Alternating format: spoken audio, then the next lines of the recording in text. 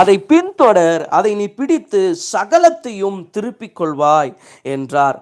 So தாவீது ஒரு சமயம் வெளியே இருந்து தன்னுடைய தேசத்துக்கு திரும்பி வரார். திரும்பி வந்து பார்த்தா அங்க எதுவுமே இல்லை. என்னன்னா சத்ரு வந்து அத்தனையும் இடிச்சு போட்டிருக்கான்.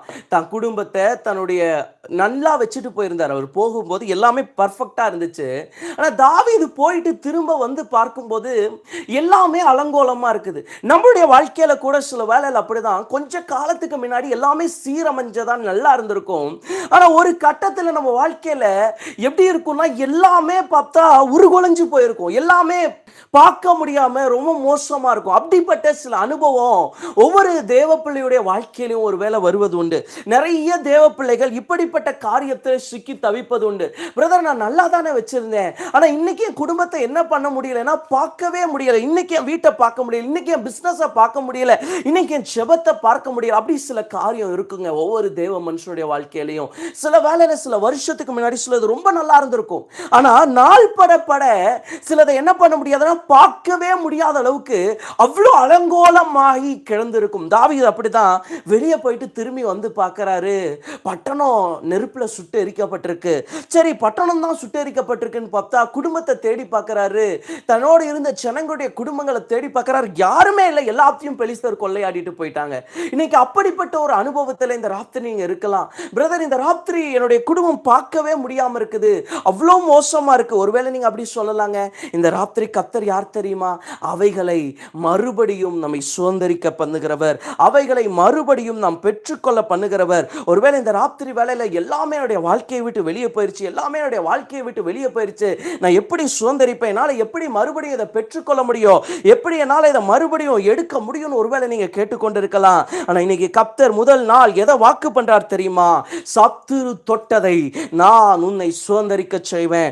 சில வேளையில சத்துரு சிலதை தொட்டுட்டானா, சத்துரு சிலதை தொட்டு உங்க வாழ்க்கையை விட்டு எடுத்துட்டானா, ஆனா கர்த்தர் சொல்றாரு, சத்துரு தொட்டதை நான் உன்னை சுதந்திரிக்க வைப்பேன். சத்துரு தொட்டு எடுத்துட்டு போயிட்டானா, உங்ககிட்ட இருக்கிற அத்தனை நன்மையும் பறிச்சுட்டு போயிட்டாங்களா, உங்க ஆவிக்குரிய வாழ்க்கை விழுந்துருச்சு, உங்க குடும்பம் விழுந்துருச்சு, இன்னைக்கு எல்லாமே விழுந்து போன ஒரு சூழ்நிலையில் இருக்கிறீங்களா, இன்னைக்கு சொல்றேங்க, சத்துரு தொட்டதை மீண்டும் சுதந்திரிக்க வைக்கிற கர்த்தர், சத்துரு தொட்டு பார்த்ததை மறுபடியும் சுதந்திரிக்கிற வைக்க கர்த்தர் தான் யாருன்னா நீங்களும் நானும் ஆராதிக்கிற கர்த்தர். இந்த தாவீதுடைய வாழ்க்கையில செஞ்சாருங்க.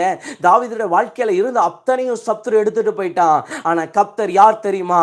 மறுபடியும் வந்து சத்துரு தொட்டு கொண்டு போன அத்தனை நன்மைகளையும் திரும்ப வர பண்ணின கர்த்தர். இந்த ராத்திரி நம்ம தியானிக்கிற சத்தியம் என்ன தெரியுமா? சத்துரு தொட்டதை மீண்டும் சுதந்திரிப்போம். சத்துரு தொட்டு எடுத்ததை மறுபடியும் சுதந்திரிப்போம். முதலாவது காரியம் இதே அதிகாரத்தில் பாருங்க, 1 சாமுவேல் புஸ்தகம் 30வது அதிகாரத்தில் 4வது வசனம். அப்பொழுது தாவீதும் அவனோடு இருந்த ஜனங்களும் அழுகிறதற்கு தங்களில் பலனில்லாமல் போகும் மட்டும் சத்தமிட்டு அழுதார்கள். முதலாவது தாவீது திரும்பி வராது. திரும்பி வந்தால் அந்த ஊர் அப்படியே எரிஞ்சு போய் கிடக்குது, அலங்கோலமாக கிடக்குது, பார்க்கவே முடியலை. பார்க்க முடியாமல் அடுத்து தாவீது என்ன பண்ணுறதுன்னு யோசிக்கிறாரு.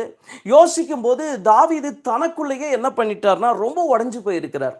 அவருடைய வாழ்க்கை அந்த அளவுக்கு உடஞ்சு போயிருக்கு. திரும்பி வந்து பார்த்தா, ஏங்க நம்மளே ஒரு விஷயத்த நல்லா வச்சிருக்கிறோம், நம்ம திரும்ப வரும்போது அது உடஞ்சு போய் ஒன்றும் இல்லாமல் இருந்துச்சுன்னா நமக்கு எவ்வளோ கஷ்டமா இருக்கும். அதே போல தான் தாவீதுக்கு போயிட்டு திரும்ப வராது, எல்லாமே உடைக்கப்பட்டிருக்கும் போது தாவீதுடைய இருதயமும் என்ன பண்ணிருச்சுன்னா உடைக்க ஆரம்பிச்சிருச்சு. அவர் அழுக ஆரம்பிச்சிட்டாரு.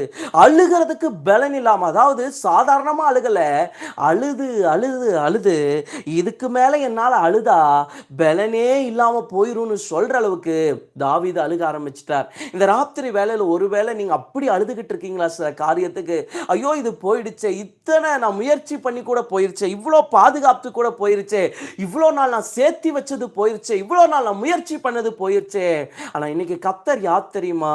சத்துரு எடுத்துட்டு போனதை மறுபடியும் சுதந்திரிக்க வைக்கிற கர்த்தர். சத்துரு கொண்டு போனதை மறுபடியும் சுதந்திரிக்க வைக்கிற கர்த்தருங்க. இன்னைக்கு நான் திட்டமா சொல்றேன் தேவ ஜனங்களே, ஒருவேளை எல்லா எல்லாமே போயிருச்சுன்னு இன்னைக்கு ஒருவேளை நீங்க அழுது கொண்டு இருக்கலாம். ஸோ முதலாவது கர்த்தர் எதை சுதந்திரிக்க வைக்க போறார் தெரியுமா?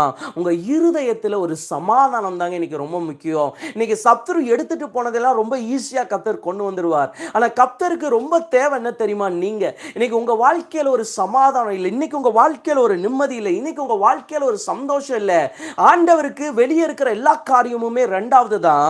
முதலாவது கர்த்தர் எதை கட்ட நினைப்பார்னா அந்த தேவ பிள்ளையை தான் கட்ட நினைப்பார். சோ முதலாவது தேவன் யாரை கட்டினார் தெரியுமா? தாவீதை தான் கட்டினார். அதுக்கப்புறம் தான் எல்லாத்தையும் திருப்பி கொண்டு வர வச்சார். சோ ஃபர்ஸ்ட் தேவன் எதுக்கு பிரெஃபரன்ஸ் கொடுத்தார்னா தாவீதை தனக்குள்ளே திடப்படுத்திக் கொள்ளும்படி தேவன் முக்கியத்துவம் கொடுக்கிறார். இந்த ராத்திரி வேளையில எல்லாம் இடிக்கப்பட்டுச்சு உண்மைதான், எல்லாமே உங்களை விட்டு போயிடுச்சு உண்மைதான். ஆனா இன்னும் உங்க வாழ்க்கையில எதுவுமே அழிந்து போகவில்லை. இந்த சத்துருக்கள் எல்லாத்தையும் எடுத்துட்டு போனாங்கல்ல. ஆனா ரெண்டாவது வசனம் சொல்லும், ஒருவரையும் கொன்று போடாமல். சில வேளையில தேவன் உங்க வாழ்க்கையில இருக்கிற எல்லாத்தையுமே எடுத்துட்டு போக ஒருவேளை அனுமதிக்கலாம். ஆனா ஒரு நாளும் நீங்க நினைச்சிடாதீங்க கர்த்தர் அதை அழித்து போட அனுமதிக்க மாட்டார். சில வேளையில உங்க கையை விட்டு சிலது போகலாம், ஆனா கண்டிப்பா சொல்ற அது அழிஞ்சு போகாது. உங்க கையில இல்லாம போறதுனால சில விஷயத்தை கர்த்தர் கட்டாயம் சொல்றேன் அழிந்து போக விட மாட்டார். அதை மறுபடியும் திரும்ப வர வைப்பார். அதை மறுபடியும் உங்க வாழ்க்கையில கர்த்தர் திரும்பி கொண்டு வருவாருங்க. ஒருவேளை இன்னைக்கு சில விஷயம் கையை விட்டு போறதுனால இன்னைக்கு உடைக்கப்பட்ட உள்ளத்தோட, உடைக்கப்பட்ட நெஞ்சத்தோட, ஐயோ நான் இனி ஏன் வாழணும், இனி ஏன் இருக்கணும், நான் ரொம்ப உடைஞ்சு போறேன் அப்படி நீங்க இருப்பீங்கன்னா இன்னைக்கு சொல்றேன் கர்த்தருக்கு ரொம்ப முக்கியம் என்ன தெரியுமா? நீங்க இழந்ததை விட கர்த்தருக்கு நீங்க முக்கியம். நீங்க எல்லாத்தையும் இலக்கு கொடுத்திருக்கீங்க உண்மைதான். உங்க இழப்பை விட இழந்த நீங்க கர்த்தருக்கு முக்கியங்க. நீங்க கர்த்தர் உங்களை தான் ரொம்ப தேடுறார். உங்க இழப்பு கர்த்தருக்கு ஒரு விஷயமே கிடையாது. நீங்க இழந்து போன சகலத்தையும் இரட்டத்தனையா தர கர்த்தருக்கு வல்லமை இருக்குங்க. இன்னைக்கு உங்க சமாதானத்தை இழந்துட்டீங்கன்னா, உங்க ஆவிக்குரிய வாழ்க்கையை இழந்துட்டீங்கன்னா, உங்க அபிஷேகத்தை இழந்துட்டீங்கன்னா இதை என்னைக்கு போய் மீட்டெடுக்க போறீங்க? இன்னைக்கு இதை இழந்து போயிட்டீங்கன்னா இது எப்படி உங்க வாழ்க்கையில மறுபடியும் வரப்போகுது? இன்னைக்கு கர்த்தர் எதுக்கு தெரியுமா ரொம்ப முக்கியத்துவம் கொடுக்கிறாரு? நீங்க இழந்து போய் கொண்டு இருக்கிறீங்களா ஒரு ஆவிக்குரிய அனுபவம், நீங்க இழந்து போய் கொண்டு இருக்கிறீங்களா ஒரு ஆவிக்குரிய வாழ்க்கை, நீங்க இழக்கிறீங்களா ஒரு ஆவிக்குரிய சமாதானம், அது உங்க வாழ்க்கையில திரும்ப வரணும். நான் கண்டிப்பா சொல்றேன், தாவீதுடைய வாழ்க்கையில முதலாவது கர்த்தர் அவனை சுதந்திரிக்க வச்சது என்ன தெரியுமா? சத்ரு எடுத்த சமாதானத்தை. இன்னைக்கு உங்க வாழ்க்கையில சத்ரு ஒரு சமாதானத்தை எடுத்துட்டானா, சமாதானம் உங்க வாழ்க்கையை விட்டு போயிருச்சா, இன்னைக்கு நான் திட்டமா சொல்றேன் கர்த்தருக்கு ஒரு வல்லமை இருக்குது. நீங்க இழந்து போன சமாதானத்தை மீண்டும் உங்க வாழ்க்கையில கொண்டு வர்றதுக்கு நீங்க ஆராதிக்கிற தெய்வத்துக்கு வல்லமை இருக்குங்க. நீங்க நம்புறது உங்க பொருள் திரும்ப வரணும், உங்க பணம் திரும்ப வரணும். ஆனா அதுக்கெல்லாம் முன்னாடி கர்த்தருக்கு உங்க வாழ்க்கையில சமாதானம் திரும்ப வரணும். அது வந்துருச்சுன்னா எல்லாத்தையும் மீட்டுக்கலாம், அது வந்துருச்சுன்னா எல்லாத்தையும் மீட்டுக்கலாம். ஸோ அதை ஃபர்ஸ்ட் நீங்க இழந்துட்டு மற்ற எல்லாத்தையும் நீங்க தேடினீங்கன்னா அது உங்களுக்கு ஆசீர்வாதமா இருக்கவே முடியாது. ஸோ முதல்ல இன்னைக்கு ஒருவேளை உங்க வாழ்க்கையில சத்ரு சமாதானத்தை எடுத்துட்டானா, இன்னைக்கு சத்ருவால உங்க சமாதானம் திருடப்பட்டுருச்சா, மறுபடியும் கொண்டு வர கர்த்தர் வல்லமை உள்ளவரா இருக்கிறார். அது ஒருவேளை ஆழத்துக்கு போயிருக்கலாம், அது தேசங்களை கடந்து போயிருக்கலாம். ஐயோ பிரதர் என் சமாதானம் எங்கேயோ போயிடுச்சு, என் வாழ்க்கையை விட்டே போயிருச்சு. உன் சமாதானத்தை திரும்ப கொண்டு வர வல்லமை நீங்களும் நானும் ஆராதிக்கிற தெய்வத்துக்கு இருக்குங்க. நம்ம ஆராதிக்கிற தெய்வம் யார் தெரியுமா? அவர் இழந்து போன சமாதானத்தை, சத்துரு திருடின சமாதானத்தை திரும்ப கொண்டு வருகிற தெய்வம். ஒருவேளை சத்துரு பறிச்சுட்டு போன சமாதானத்தை எப்படி மீட்க முடியும் பிரதர்? இந்த காரியம் வந்தாதானே மீட்க முடியும். இல்லை இல்லை இல்லை, எது இல்லைனாலும் கர்த்தர் உங்க சமாதானத்தை திரும்ப கொண்டு வர வல்லமை உள்ளவரா இருக்கிறார். தாவீது அப்படிதான் பாருங்க, அவர் ஃபர்ஸ்ட் தன்னை போய் ஆண்டவருடைய சமூகத்தில் அழுதுகிட்டே இருக்கிறார். ஐயோ என்ன பண்ண முடியும்? ஏன்னா ஒரு பக்கம் எல்லாத்தையும் இழந்துட்டாரு, இன்னொரு பக்கம் என்ன இருக்குன்னா கூட இருக்கிற கூட்டம் எதிர்த்து நிக்குது. சில வேளையில இப்படிதான் தேவஜனங்களே, சில வேளை நீங்க இழந்து போய் நிற்கும் போதுதான் ஒரு கூட்டம் எழும்பி நிற்கும். ஐயோ உங்களை எதிர்த்து நிற்கும், என்ன செய்யறதுன்னு உங்களுக்கு ஒரு வேளை சில வேளையில புரியாது. ஆனா இன்னைக்கு ராத்திரி கர்த்தர் யார் தெரியுமா?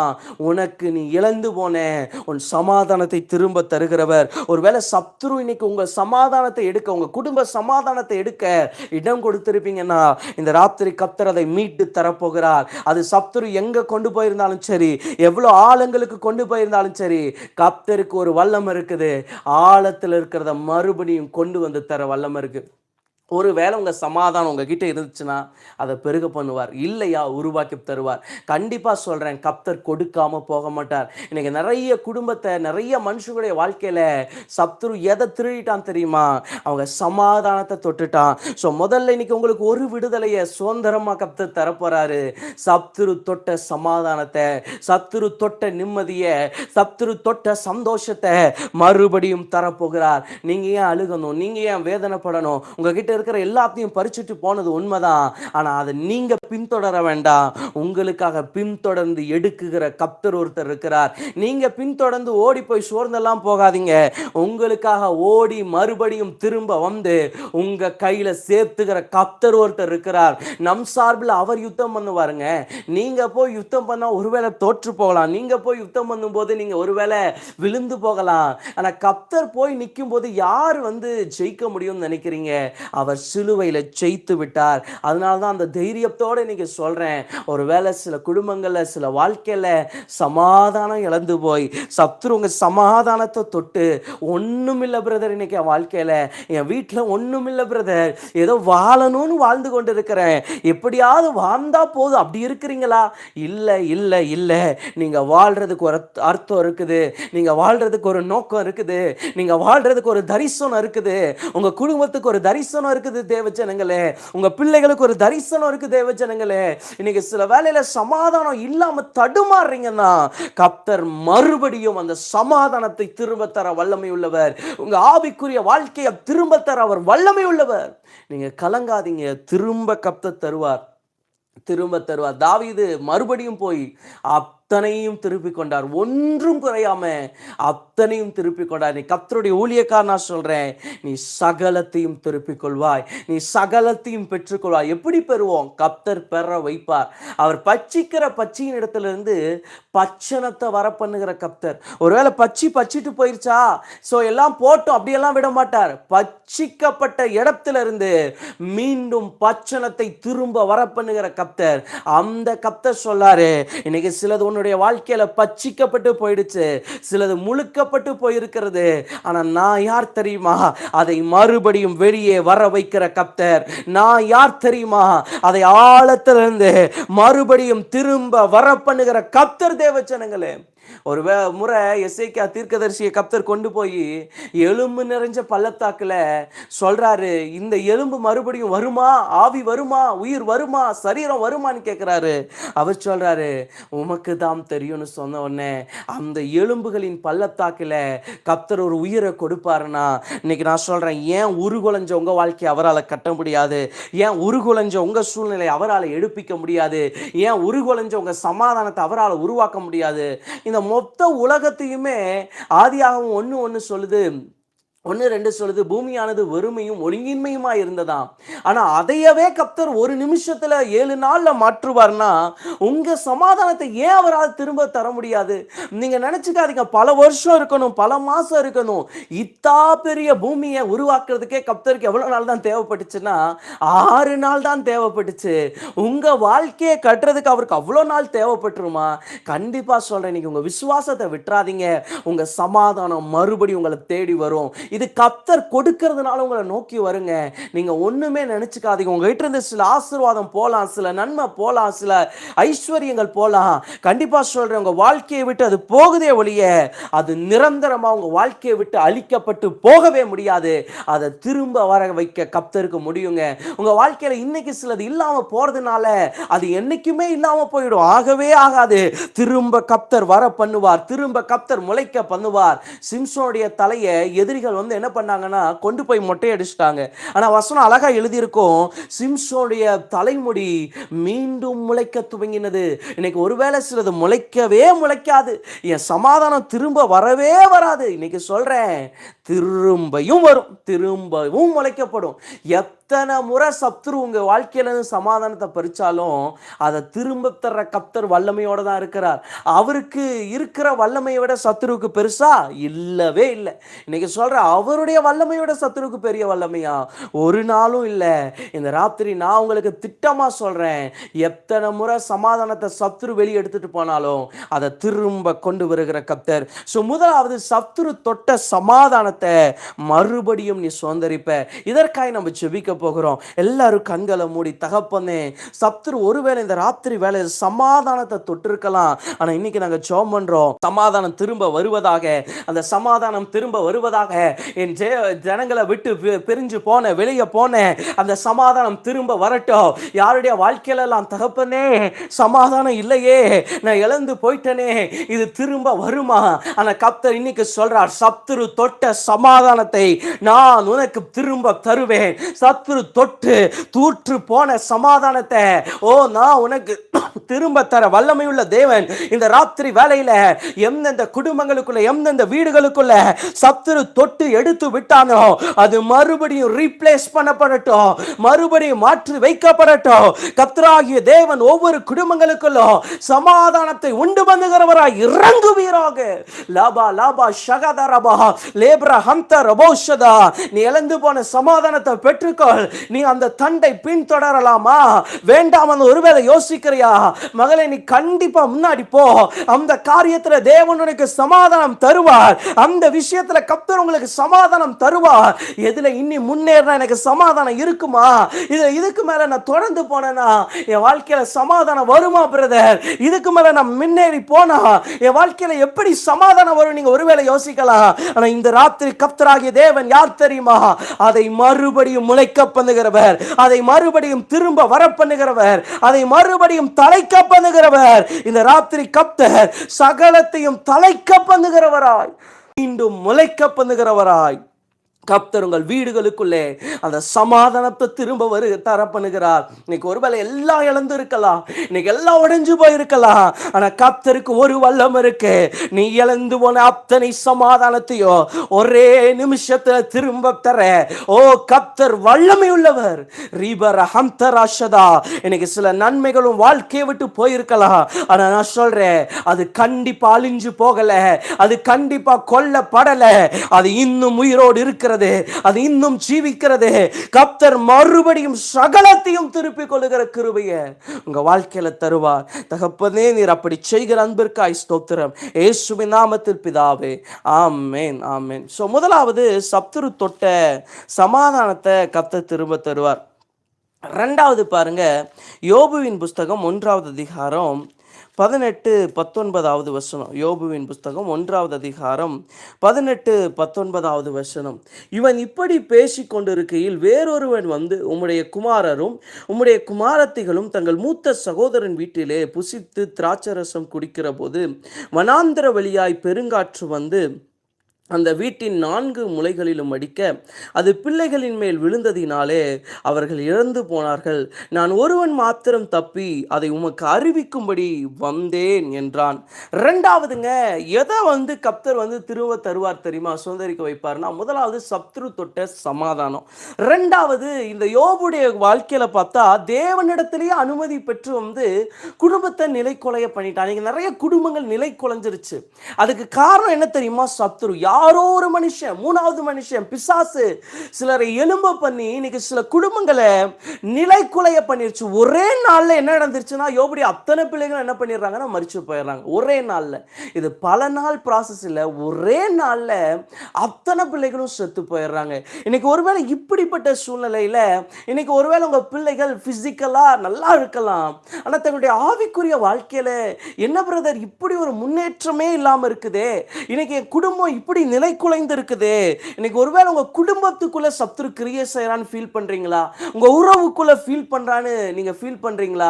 இன்னைக்கு நான் சொல்றேன், கர்த்தர் யார் தெரியுமா? சத்துரு தொட்ட குடும்பத்தை, சத்துரு தொட்ட உறவை திரும்ப கட்ட கர்த்தர் வல்லமை உள்ளவர். இன்னைக்கு சத்துரு ஒருவேளை உங்க குடும்பத்தை இடிச்சு போட்டுட்டான், உண்மைதான். இன்னைக்கு உங்க உறவை இடிச்சு போட்டுட்டான், உண்மைதான். இன்னைக்கு உங்க சந்தோஷத்தை இடிச்சு போட்டான், உண்மைதான். ஆனா கர்த்தர் யார் தெரியுமா? சத்துரு தொட்ட குடும்பத்தை திரும்ப கர்த்தர் கட்டுவார். திரும்ப கர்த்தர் கட்ட வல்லமையுள்ளவர். ஒருவேளை கொஞ்ச காலம் உங்க குடும்பத்தை பார்க்கிற எல்லாருக்கும் சிரிப்பா இருக்கலாம், கொஞ்ச காலம் நகைப்பா இருக்கலாம். ஐயோ எல்லாமே இடிஞ்சிருச்சே, இதுக்கு மேல எப்படி உருவாக போகுது, இதுக்கு மேல இது எப்படி வரப்போகுது, கொஞ்ச காலம் எல்லாத்துக்கும் சிரிப்பா இருக்கலாம். ஆனா கொஞ்ச நாளுக்கு அப்புறம் யோபுடைய வாழ்க்கையில 1வது அதிகாரத்துல பார்க்கிற எல்லாருக்குமே ஏளனமா தான் தெரிஞ்சிருக்கும். யோபுடைய வாழ்க்கையில எல்லாமே போயிருச்சு, எதுவுமே இல்லை, அப்படிதான் தெரிஞ்சிருக்கும். ஆனா 42வது அதிகாரத்துல பார்த்தீங்கன்னா யோபு சகலத்தையும் திருப்பி கொண்டான். ஸோ இன்னைக்கு உலகம் உங்களை பார்க்கிற நிலைமை உங்க நிலைமை கிடையாது. இன்னைக்கு உலகம் பார்க்கிற சூழ்நிலை உங்க சூழ்நிலை கிடையாது. இன்னைக்கு உலகம் பார்க்கிற ஒரு விஷயம் கண்டிப்பா அது உங்களுக்கு நிரந்தரமானது கிடையாது. நான் சொல்றேன், கண்டிப்பா இதை கர்த்தர் மாற்ற வல்லமை உள்ளவர். இந்த ராத்திரி இரண்டாவது சத்ரு தொட்டு இருக்கிற பெரிய காரியம் என்னன்னா உங்க குடும்பம் தான். இந்த ராத்திரி கர்த்தர் எதுக்கு வல்லமை உள்ளவர் தெரியுமா? அதை மறுபடியும் எடுத்து கட்ட வல்லமை உள்ளவர். சில வேளையில நம்மளால நம்ம குடும்பத்தை கட்ட முடியாது. ஏன்னா நம்ம குடும்பத்தை நம்ம உருவாக்கல, கர்த்தர் தான் உருவாக்கி இருக்கிறார். அதனால தான் வசனம் சொல்லுது, கர்த்தர் வீட்டை கட்டாராக கட்டுகிறவனுடைய பிரயாசம் விருதா. இன்னைக்கு பிரதர் எல்லாத்தையும் அவன் இடிச்சு போட்டுக்கிட்டே இருக்கிறான், நான் என்ன பண்ணணும்? கர்த்தரை நோக்கி பாருங்க. நீங்க வேற எதையுமே பார்க்க வேண்டாம். வசனம் சொல்லும், யோபு தேவனாகிய கர்த்தரை நோக்கி பார்த்த உடனே யோபுடைய சிறையிருப்பு மாறிடுச்சு. சில வேளையில நம்ம எதை பார்க்கணுமோ அதை பார்க்க தவிர்க்கிறோம். இந்த பிரச்சனையை நம்மள ஏளனம் பண்ற மனுஷனை பார்க்கிறோம்ல, நம்ம கீழே விழுந்துட்டோம்னு சொல்லும்போது அங்க சந்தோஷப்படுற அத்தனை மனுஷனை பார்க்கறீங்கல்ல, ஏன் நீங்க கர்த்தரை பார்க்க கூடாது? ஏன் நீங்க ஒரு சான்ஸ் கர்த்தருக்கு கொடுக்க கூடாது? நீங்க பல டைம் இந்த மனுஷங்க கிட்ட போராடிட்டு இருக்கிறீங்க. ஐயோ இவங்க இவ்வளோ பேசுறாங்க, இவங்க கூட நான் வாதம் பண்றேன், சண்டை போடுறேன் அப்படின்னா நிக்கிறீங்க. ஏன் கர்த்தர்கிட்ட போய் போராடுங்களேன். இவங்களால என்ன பண்ணிட முடியும்? எவ்வளவு நாள் அவங்க பேசிட முடியும்? நான் சொல்றேன், நீங்க மனுஷங்கிட்ட போராடினீங்கன்னா போராடிக்கிட்டே தான் இருக்கணும். ஆனா நீங்க கர்த்தர்கிட்ட போயிட்டீங்கன்னு வச்சுக்கோங்களேன், அவர் எல்லாத்தையும் மாத்திடுவார். ஆனா நீங்க ஸ்டில் மனுஷங்கிட்டே போராடிட்டு இருந்தீங்கன்னா உங்களுக்கு போராட்டம் கடைசி வரைக்கும் இருக்கும். இன்னைக்கு திட்டமா சொல்றேன், மனுஷன் கூட போராடி கொண்டு இருந்தா நாம் வாழ்க்கை ஃபுல்லா போராடி கொண்டே தான் இருக்கணும். ஆனா ஒரு தேவ பிள்ளை போராட வேண்டிய இடம் மனுஷன் இல்ல, தேவ சமூகம். ஒரு தேவ பிள்ளை தேவ சமூகத்துல ஜெயித்துட்டாவே போதும், எல்லாத்தையும் ஜெயிச்சிட முடியும். நீங்க உங்க குடும்பத்தை கட்டணும்னா உருவாக்கினவர்கிட்ட போங்க. ஏன் மனுஷங்கிட்ட போய் ஐயோ ஐயோன்னு கத்தி கதறி கூப்பாடு போட்டு அழுது என்ன நடந்துட போகுது உங்க வாழ்க்கையில? தேவன்கிட்ட வாங்க, அவர் கட்டி எழுப்ப வல்லமை உள்ளவர். அமெரிக்க தேசம் நினைக்கிறேன், ஒரு தேசத்துல ஒருத்தர் கார்ல போயிட்டு இருந்தாராம். கார்ல போயிட்டு இருக்கும்போது அவருடைய கார் என்ன ஆயிடுச்சுன்னா திடீர்னு ரிப்பேர் ஆயிடுச்சு. ரிப்பேர் ஆன உடனே அவர் பல மெக்கானிக்கை கூப்பிட்டு வந்து பார்க்கறார், காரை ரெடி பண்ண முடியுமா, எப்படியாவது சரி பண்ணலாமான்னு பார்க்கறார். ஒவ்வொருத்தரா வந்து பார்க்கறாங்க, அந்த காரை ரெடி பண்ணவே முடியல. கொஞ்ச நேரம் கழிச்சு அந்த வழியில ஒரு கார்ல ஒரு நபர் வரார். அந்த நபர் இவரை பார்த்தோன்னே வண்டியை நிறுத்திட்டு, நான் உங்களுக்கு ஏதாச்சும் கொஞ்சம் உதவி செய்யலாமா? அப்போ அவர் சொல்றாரு, எத்தனையோ பேர் பார்த்துட்டாங்க, யாராலையும் செய்ய முடியல, உங்களால் என்ன செஞ்சிட முடியுங்கிற மாதிரி சொல்றாரு. சரி பாருங்க அப்படின்னோடனே இந்த மனுஷன் போய் பார்க்கறாரு. பார்த்தோன்னே ஒரு சில நிமிடங்கள்ல அந்த காரை ரெடி பண்ணிடுறாரு. அப்போ இவருக்கு ஒரே ஆச்சரியம், என்னடா இத்தனை மெக்கானிக்கை கூப்பிட்டு வந்து பார்த்தோம், யாராலையுமே சரி பண்ண முடியல. ஆனா இப்போ இந்த வழியில வந்து ஒருத்தர் வந்து என்ன பண்ணிட்டாருன்னா உடனே வண்டியை ரெடி பண்ணிட்டாரு. இது எப்படிங்க சாத்தியம்? பல மனுஷனை வச்சு முயற்சி பண்ணி பார்த்தாச்சு, ஆனா இந்த மனுஷன் வந்து சில நிமிடத்துல சரி பண்ணிட்டாரு, எப்படி சாத்தியம்னு ஒரே ஆச்சரியம். அப்ப அந்த மனுஷன் சொன்னாராம், நீங்க பல பேரை பார்த்துருக்கலாம், ஆனா நான் யாருன்னா இந்த காரை உருவாக்கினவன்.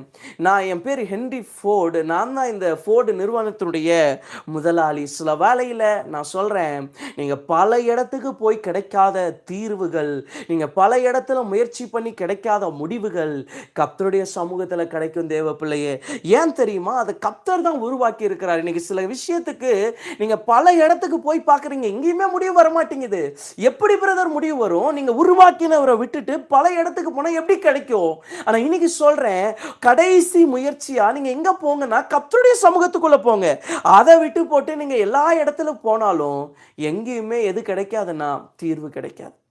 இங்கே நான் திட்டமாக சொல்கிறேன், உங்களுக்கான தீர்வு வரணும்னா அது படைச்சவர்கிட்ட மட்டும்தான் வர முடியும், அது உருவாக்கினவர்கிட்ட மட்டும்தான் வர முடியும். இன்றைக்கி நீங்கள் பல இடத்த நோக்கி அபாயமிட்டு கொண்டு இருக்கலாம். பிரதர், என் குடும்பம் நில குலைஞ்சிருக்குது, என் வாழ்க்கை நில குலைஞ்சிருக்குது, என் ஊழியம் நில குலைஞ்சிருக்குது, என் வீடு நில குலைஞ்சிருக்கு, என் பிஸ்னஸ் நில குலைஞ்சிருக்கு அப்படின்னு நீங்கள் சொல்லலாம். நான் சொல்கிறேன், யார் உங்களை துவங்க வச்சாங்களோ நீங்கள் வேறு எங்கே போனாலும் உங்களுக்கு ரிசல்ட்டு ஃபெயிலியராக தான் இருக்கும். ஆனால் யார் உங்களுக்கு ஸ்டார்ட் பண்ணி வச்சாங்க? உங்கள் வீட்டை யார் கட்டினாங்க? உங்கள் பிள்ளைகளை யார் உங்களுக்கு கொடுத்தாங்க? இன்றைக்கி ஏன் எல்லா இடத்துக்கும் போகிறீங்களே? இது அத்தனையும் கர்த்தர் தானே கொடுத்தார், இது அத்தனையும் கர்த்தர் தானே துவங்க பண்ணார். அவரால் அதை சரி பண்ண முடியாதுன்னு நினைக்கிறீங்களா? கண்டிப்பாக அவரால் சரி பண்ண முடியும், கண்டிப்பாக அவரால் மாற்ற முடியுங்க. உங்கள் வாழ்க்கையில் மாற முடியாத அத்தனை அஸ்திபாரங்களையும் மாற்ற கர்த்தர் வல்லமையுள்ளவர். இன்றைக்கி உங்களுக்கு ஒரே கேள்வி, எப்போ நடக்கும், எப்போ நடக்கும்? நான் சொல்றேன், கர்த்தர் குறித்த காலத்துல கண்டிப்பா செய்வார். அவர் முந்தவும் மாட்டார், பிந்தவும் மாட்டார். உங்களுக்காக ஒரு விஷயத்தை செய்யறதுக்கு மறுபடியும் பெரிய டைம் எல்லாம் எடுக்க மாட்டார். கண்டிப்பா ஏற்ற நேரத்துல உங்களுக்கு அவருடைய உதவி வந்து சேரும். ஏற்ற நேரத்துல உங்களுக்கு அவருடைய சகாயம் வந்து சேரும். ஏற்ற நேரத்துல அவருடைய தயவு உங்களை வந்து சந்திக்குங்க. உங்களை எந்த நேரத்துல உங்களுக்கு உதவி செய்யணும் அவருக்கு தெரியும். எந்த நேரத்துல மனுஷங்களை அனுப்பணும் அவருக்கு தெரியும். எந்த நேரத்துல மனுஷங்களை வச்சு உங்களுக்கு சரி பண்ணணும் அவருக்கு தெரியுங்க. நீங்க ஆண்டவருக்கு ஆலோசனை சொல்லவே வேண்டாம்.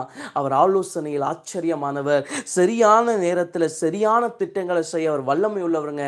கண்டிப்பா இந்த ராத்திரி இந்த ஜெபத்தில் இருக்கிற ஒவ்வொருத்தருக்கும் நான் சொல்றேன், உங்க வாழ்க்கையில சத்துரு தொட்ட எந்த காரியமா இருந்தாலும் சரி, அதை சீரமைக்கிற வல்லமை இன்னைக்கு நீங்களும் நானும் ஆராதிக்கிற தெய்வத்துக்கிட்ட இருக்கு. அதை உருவாக்கி எழுப்புகிற வல்லமை இன்னைக்கு நம்ம ஜெபிக்கிற தெய்வத்திட்ட இருக்கு. ஏன் பிரதர் எல்லாரும் தூங்குற நேரம் இந்த 11 மணி 12 மணிக்கு நம்ம உட்காரணும்னு என்ன அவசியம்? அதுக்கு ஒரே காரணம் என்ன தெரியுமா? நாம் ஆராதிக்கிற தெய்வம் நம்மை விடுவிக்க வல்லவர். அவர்கிட்ட அந்த வல்லமை இருக்கு. அதனால தான் இன்னைக்கு கூடி இருக்கிறோம். ஏன் 40 நாள் தினமும் ராத்திரி 11 12 எல்லாரும் சந்தோஷமா இருக்கிற மாதிரி பகல்ல நடத்திட்டு போலாமே, ஜாலியா இருக்கலாமே. இல்ல இல்ல இல்ல, இந்த ராத்திரி கர்த்தர் ஏற்படுத்தினதுக்கு ஒரே நோக்கம் என்ன தெரியுமா?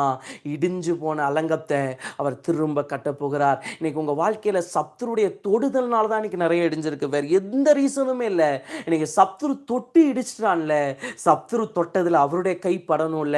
இந்த பூமியை சத்துரு தொட்டு எல்லாத்தையுமே அழிச்சு போட்டான். ஆனா சத்துருடைய தொடுதல்ல மீண்டும் யாருடைய கரம் வந்துச்சு தெரியுமா? ஆண்டவருடைய கரம் வந்துச்சு. இன்னைக்கு ஒருவேளை என்ன சத்துரு தொட்டுட்டானா சந்தோஷப்படுங்க. சத்துரு தொட்ட இடத்தை திரும்ப கர்த்தரோட கை வந்து தொட்டு தீரும். சத்துரு தொட்ட இடத்துல கர்த்தரோட கரம் மறுபடியும் வந்து தொட்டே தீரும். எந்த இடத்தை சத்துரு தொட்டு, ஒருவேளை சில வேளையில சத்துரு ஏன் தொட்டோன்னு யோசிக்கிற அளவுக்கு கர்த்தர் கண்டிப்பா செய்வார். இன்னைக்கு உங்க குடும்பத்துல ஒருவேளை சத்துருடைய தொடுதலினால சிலது நிலை குலைந்து இருந்தாலும் இன்று நான் சொல்லுகிறேன், அதை மறுபடியும் சுதந்தரிக்கிற கிருபையை இந்த ராத்திரி கர்த்தர் உங்களுக்கு தருகிறார். அதை மறுபடியும் பெற்றுக்கொள்ளுகிற ஒரு கிருபையை கர்த்தர் இந்த ராத்திரி உங்க வாழ்க்கையில தருகிறார். சோ 2வது ஜெபம் பண்ண போறோம். சத்துரு தொட்ட குடும்பத்தை, உறவை எங்களுக்கு மீட்டு தாங்க ஆண்டவரே. முதலாவது ஜெபம் பண்ணோம், இழந்து போன சமாதானத்தை மீட்டுத்தாங்க. 2வது ஜெபம் பண்ண போறோம், சத்துரு தொட்ட குடும்பத்தை, அந்த உறவை மீட்டு கொடுங்க. ஒரு நிமிஷம் ஜெபம் பண்ணலாமா? தகப்பனே, இந்த ராத்திரி யார் யாரெல்லாம் சத்துரு என் குடும்பத்தை தொட்டுட்டான், என் சமாதானத்தை தொட்டுட்டான்னு இருக்கிறாங்களோ, இந்த முதல் நாள் உபவாச நாள்ல இந்த அந்தகார வேலையில இயேசுவின் நாமத்தில் அது மீட்டெடுக்கப்படட்டும் ஆண்டவரே. மறுபடியும் இவர்கள் அதை அனுபவிப்பார்களாக, மறுபடியும் இதை பெற்றுக்கொள்வார்களாக. சத்துரு பறிச்ச அத்தனை காரியத்தையும் அப்பா கர்த்தர் நீர் மறுபடியும் சத்துருவால தொட்டதுல இருந்து உனக்கு இன்னைக்கு ஒரு விடுதலை வரும். சத்துரு எதை தொட்டானோ அதை விடுவிக்கிறதா இன்னைக்கு கர்த்தருடைய மெயின் ஃபோக்கஸ். இன்னைக்கு கர்த்தர் எதுக்கு தெரியுமா வந்திருக்கிறார்? சத்துரு தொட்டதுல இருந்து ஒரு விடுதலை.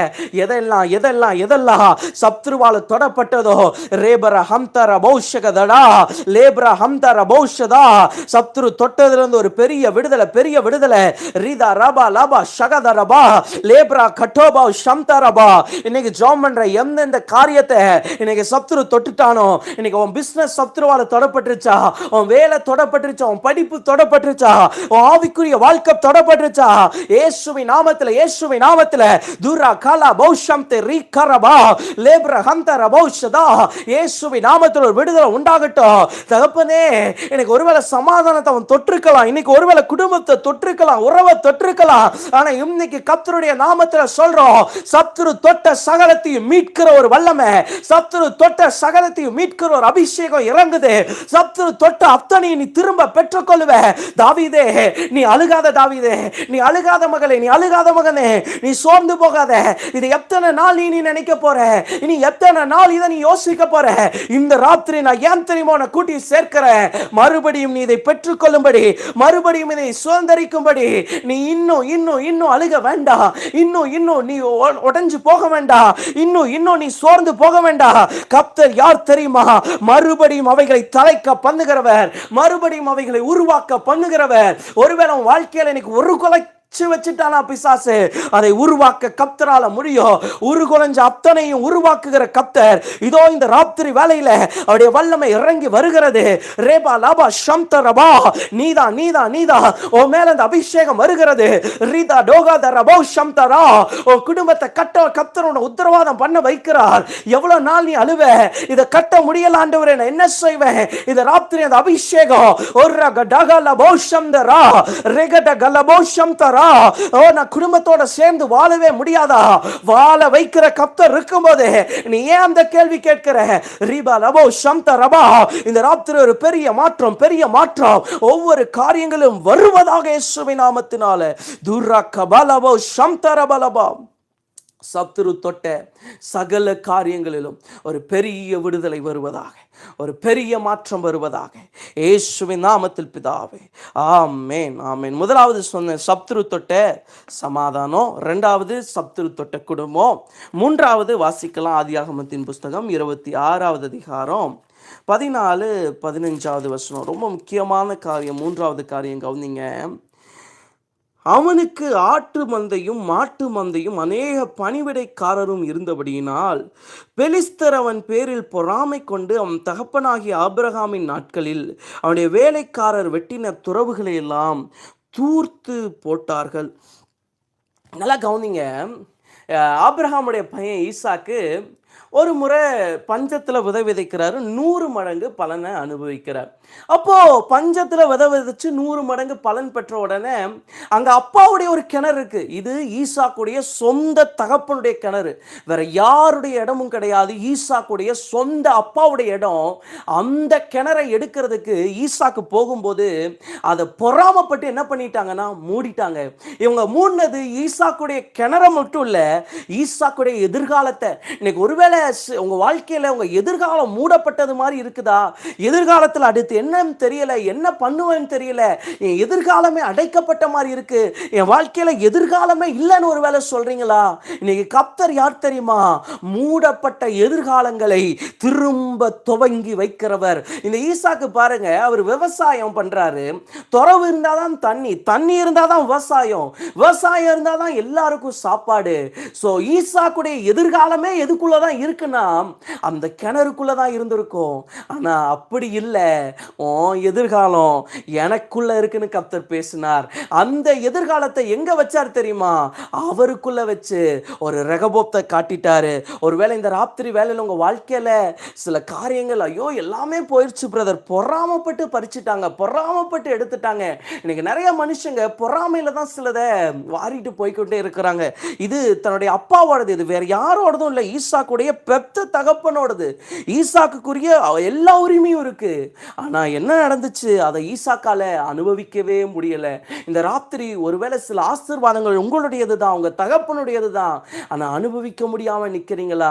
பிரதர், ஏன் ஆசீர்வாதத்தை என்னால் அனுபவிக்க முடியலையே, ஏன் நன்மையை என்னால் அனுபவிக்க முடியலையே, அப்படி ஒரு சிச்சுவேஷன்ல இருக்கிறீங்களா? ஈசாக்குடைய வாழ்க்கையில அதுதாங்க நடந்துச்சு. ஈசாக்குடைய வாழ்க்கையில பாருங்க, எல்லாத்தையும் இழந்து கடைசியில நிக்கிறார். என்ன செய்வா ஆண்டவரே, என்ன நடக்கும் அப்படி நிக்கிறாரு.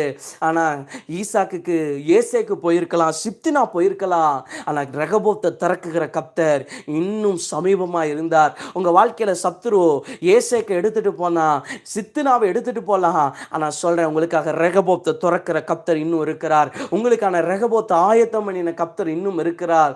நீங்க எதையும் பார்க்காதீங்க, கர்த்தரை பாருங்க. ஈசாக்கு பாருங்க, அவனோட மேல இருக்கிற ஒரு பொறாமை. இன்னைக்கு ஒருவேளை சில மனுஷங்க பொறாமையோடு உங்களை பார்த்து கொண்டு இருக்கலாம். இவன் ஏன் வாழ்றான், இவனுக்கு மட்டும் எப்படி இதெல்லாம் நடக்குது, இவன் மட்டும் எப்படி இவ்வளவு ஆசீர்வாதமா இருக்கலாம். இந்த பொறாமை மனுஷன் ஒருவேளை உங்களை அழிக்கிறதுக்கு ஏதுவா இருக்கலாம். ஆனா நான் சொல்றேன், மனுஷன் படுற பொறாமை தெய்வம் உங்களை கட்டுறதுக்கு ஏதுவா இருக்கும். மனுஷன் பொறாமை படுறதுனால நீங்க இடிக்கப்பட்டு போயிட மாட்டீங்க. மனுஷன் பொறாமையில பார்க்கறதுனால நீங்க ஒண்ணுமில்லாம போயிட மாட்டீங்க. கண்டிப்பா சொல்றேன், அந்த பொறாமை எதுக்கு ஏதுவா இருக்கும் தெரியுமா? இதுக்கப்புறம் கர்த்தர் ஒரு ரெகபோத்தை தர்றதுக்கு, இதுக்கப்புறம் கர்த்தர் ஒரு ஆசீர்வாதத்தை தர்றதுக்கு, இதுக்கப்புறம் கர்த்தர் ஒரு நன்மையை தர்றதுக்கு இன்னைக்கு ஒருவேளை நம்ம கண்ணுக்கு முன்னாடி இருக்கிற ஏசேக்க நம்ம மேல இருக்கிற பொறாமையில அவன் தூக்கிட்டு போலாம். ஆனா நான் திட்டமா சொல்றேன், அந்த பொறாமை எதுக்கு ஏதுவா முடியும்னா கர்த்தர் நம்மை ஆசீர்வதிப்பதற்கு ஏதுவா முடியும், கர்த்தர் நம்மளை பிளஸ் பண்றதுக்கு ஏதுவா முடியும், கர்த்தர் நம்மளை உருவாக்குவதற்கு ஏதுவாய் முடியும், கர்த்தர் நம்மை மேலான இடத்திற்கு கொண்டு வந்து சேர்த்துவதற்கு ஏதுவா முடியும். சில வேலையில் நான் சொல்கிறேன், ஏசேக்கு அடைப்பட்டாதான் சித்தினாக்கு போவோம், சித்தினா அடைப்பட்டாதான் ரெகபோத்துக்கு போவோம். ஸோ சில வேலையில் சத்துருவை ஏன் கர்த்தர் எழும்ப அனுமதிக்கிறார் தெரியுமா? அவன் நம்மளுக்கு பாதை காட்ட போகிறான், நமக்கான வழி அவன் காட்ட போகிறான். எங்கே நமக்கான ரெகபோத் இருக்குது? ஒருவேளை ஈசாக்கு மட்டும் ஏசேக்கு மட்டும் நல்லா தண்ணி வந்துருந்துச்சுன்னா ஈசாக்கு எதில் நின்றுப்பார்னு நினைக்கிறீங்க? ஏசேக்கிலே சந்தோஷமாக போதும், இதுலேயே நான் சந்தோஷமாக இருப்பேன் அப்படின்னு இருந்திருப்பார். ஆனால் நான் சொல்கிறேன், ஈசாக்கு மேலே ஒரு பெரிய திட்டம் இருந்ததுனால தான் கர்த்தர் ஒரு சத்துருவை எழும்ப பண்ணினார். இன்னைக்கு உங்கள் மேலே கர்த்தருக்கு பெரிய திட்டம் இருக்கிறதுனால தான் உங்கள் முன்னாடி ஒரு சத்துருவை நிற்க வைக்கிறார். உங்களுக்கு முன்னாடி ஒரு பெரிய சத்துரு எழும்புறதுக்கு காரணம் என்ன தெரியுமா? யாருக்குமே பிரச்சனை இல்லை, உங்களுக்கு மட்டும் பிரச்சனை. என்ன தெரியுமா? உங்கள் எதிர்காலம் சத்துருக்கு தெரிஞ்சிருக்கு, உங்களுடைய எதிர்காலத்தில் கர்த்தர் வச்சிருக்கிற ஆசீர்வாதம் அவனுக்கு தெரிஞ்சிருக்கு, அதனால தான் அவன் அப்படி நிற்கிறான். ஆனால் இன்னைக்கு சொல்கிறேங்க, நீங்கள் தரிச்சு நில்லுங்க. ஐயோ சத்துரு வரானேன்னு கலங்காதீங்க. இந்த சத்துரு வர்றது எதுக்கு தெரியுமா? அவன் வர்ற நோக்கம் அழிக்கிறதுக்கு. ஆனா கர்த்தர் எதிரி உங்க வாழ்க்கையில அனுமதிக்கிற நோக்கம் எதுக்கு தெரியுமா? உங்களை ரெகபோத்துக்கு நேரா நடத்துறதுக்கு, உங்களை ஆசீர்வாதத்துக்கு நேரா நடத்துறதுக்கு, உங்களை நன்மைக்கு நேரா நடத்துறதுக்கு, உங்களை பரிபூர்ணத்துக்கு நேரா நடத்துறதுக்கு. இன்னைக்கு ஒருவேளை பிரதர் இது இத்தனை பேர் எழும்பி நிற்கிறாங்க, நான் எப்படி வாழுவேன்? கண்டிப்பா சொல்றேன், எழும்புறது ஒன்றே ஒண்ணுதான் காரணம். அவங்க நம்மளை ரெகபோத்துக்கிட்ட கொண்டு போய் விடுவாங்க, அவங்க நம்மளை ஆசீர்வாதத்துக்கிட்ட கொண்டு போய் விடுவாங்க, அவங்க நம்மளை நன்மை கிட்ட கொண்டு போய் விடுவாங்களே ஒழிய அழிக்கிறதுக்கு கர்த்தர் விட மாட்டார். உங்களையும் என்னையும் ஒருத்தன் அழிக்கணும்னா அதுக்கு அங்க இருந்து உத்தரவு வரணும். அவ்வளோ ஈஸியா ஒரு மனுஷன் வந்து ஒருவேளை நம்மளை அழிச்சிட முடியும்னா அப்ப நம்ம தெய்வம் பார்த்துட்டு சும்மா இருக்க மாட்டார், கண்டிப்பா இறங்கி வருவார். இன்னைக்கு நான் சொல்றேன், ஒருவேளை சில எதிர்காலத்தை சில மனுஷங்க ஒருவேளை அழிச்சிருக்கலாம். இன்னைக்கு உங்க வாழ்க்கையிலே உங்க எதிர்காலத்துக்கு அடுத்து நான் எப்படி வாழுவேன், அடுத்து நான் என்ன பண்ணுவேன், என் எதிர்காலம் நிலகுலைஞ்சு போயிருக்கு பிரதர், என் எதிர்காலத்தில் நான் எப்படி வாழுவேன் எனக்கு தெரியல. ஆனால் இன்னைக்கு சொல்றேங்க, உங்க எதிர்காலம் இதுக்கு மேலே எழுதப்பட போறதில்ல, எழுதின கர்த்தர் ஒருத்தர் இருக்கிறார். அப்புறம் ஏன் இப்படி போகுது? ஒரு நாள் வரும், அவர் எல்லாத்தையும் பர்ஃபெக்டா கட்டுவார். ஒரு சில பாதையில் அப்படிதான் போகும், அது நீங்க அப்படிதான் போய் ஆகணும். ஆனா ஒரு நாள் வரும், சில வேளையில ஏசேக்கு போகும், சித்துனா போகும், ஆனா ரெகபோத்து வந்தே தான் ஆகும். ஏசேக்கு போறனால சித்தனா போறதுனால கர்த்தர் மறுபடியும் அதோடய உங்களை போராட வைக்க மாட்டார். சில விஷயம் உங்களை விட்டு போகுதுன்னா மறுபடியும் போராட வேண்டாம். நீங்க ஒரே விஷயத்துக்காக திரும்ப திரும்ப போராடாதீங்க, நீங்க ஒரே இடத்துல நிக்காதீங்க, நீங்க தொடர்ந்து போய்கிட்டே இருங்க. ஆசீர்வதிக்கிறவர் நம்மோடு கூட இருக்கிறார். நீங்க எதை தொட்டாலும் தொடங்க வைப்பார். ஈசாக்கு போய் ஏசேக்க தொட்டாரு, அடுத்து சித்தினாவை தொட்டார், அடுத்து ரெகபோத்தை தொட்டாரு. அதை தொடங்க வைத்த கர்த்தர், அதை ஆசீர்வதித்த கர்த்தர். இன்னைக்கு சொல்றேன், எதெல்லாம் போகுதுன்னு நினைக்கிறீங்களோ அதெல்லாம் நான் இப்படி பார்க்கிறேன், பெரிய ஆசீர்வாதமா மாறப்போகுது. எதெல்லாம் நம்ம வாழ்க்கையை விட்டு எதிராக போய்கொண்டே இருக்குதோ அதை ஆசீர்வாதமாய் மாற்றுகிற கர்த்தர் நம்முடைய கர்த்தர். இந்த ராத்திரி நான் திட்டமா சொல்றேன், அத்தனையும் ஆசீர்வாதமாய் மாற்றுவார், அத்தனையும் நன்மையாய் மாற்றுவார், அத்தனையும் பெருக்கமாய் மாற்றுவார், அத்தனையும் ஒரு விஸ்தாரமாய் மாற்றுவார். இன்னைக்கு எல்லாமே உங்களுக்கு குறைவா இருக்கலாம், வெறுமையா இருக்கலாம். நான் சொல்றேன், சத்துரு இருக்கிற வரைக்கும் தான் வெறுமை, சத்துரு வர்ற வரைக்கும் தான் வெறுமை. எதிரி மட்டும் ஒரு டைம் உங்களுக்கு எதிராக வந்துட்டானா, நீங்க ஒரு டைம் ஒரு மனுஷனுடைய போராட்டத்தையோ இல்லை பிசாசுடைய போராட்டத்தையோ பார்த்துட்டீங்கன்னா, அதை ஜெயிச்சிட்டிங்கன்னா அதுக்கப்புறம் பெருக்கம் தாங்க. நீங்கள் ஜெயிக்கிற வரைக்கும் தான் பிரச்சனை, நீங்கள் ஒன்றை சந்திக்கிற வரைக்கும் தான் பிரச்சனை. ஆனால் ஒரு பிரச்சனை கடந்து வந்து பாருங்க, அதுக்கப்புறம் நீங்கள் பெருக்கத்தை பார்த்தே ஆவீங்க, அதுக்கப்புறம் நீங்கள் ஆசீர்வாதத்தை பார்த்தே ஆவீங்க, அதுக்கப்புறம் நீங்கள் மகிமையை பார்த்தே ஆவீங்க. இன்னைக்கு இதை பார்த்து கலங்காதீங்க, உங்கள் எதிர்காலம் அவர் கையில் இருக்குது. அதனால தான் வசனம் சொல்லுது, என் காலங்கள் அவருடைய கையில் இருக்குது. இன்னைக்கு எல்லாமே முடிஞ்சிச்சு, எதிர்காலம் முடிஞ்சு நினைக்கவே நினைக்காதீங்க. மோசே தனக்கு 80 வயசுல அதை முடிவுன்னு நினைக்கிறார். மனுஷனுடைய ஆயுசு நாட்கள் 70, பலத்தின் மிகுதினால் 80. மோசே சொன்னாருங்க.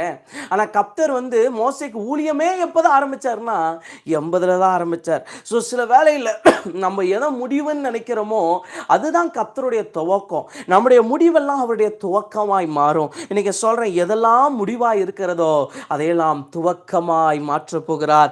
எதெல்லாம் முடிஞ்சு போச்சுன்னு நினைக்கிறீங்களோ நினைக்கிறீங்களோ அதையெல்லாம் ஆரம்பமாய் மாற்றப் போகிறார், அதையெல்லாம் துவக்கமாய் மாற்றப் போகிறார். இன்னைக்கு சொல்றேன், சத்துரு தொட்ட எதிர்காலத்தை கட்ட வல்லமை உள்ள கர்த்தர். ஸோ முதலாவது நான் சொன்னேன், சத்துரு தொட்ட சமாதானத்தை திரும்ப தருவார்.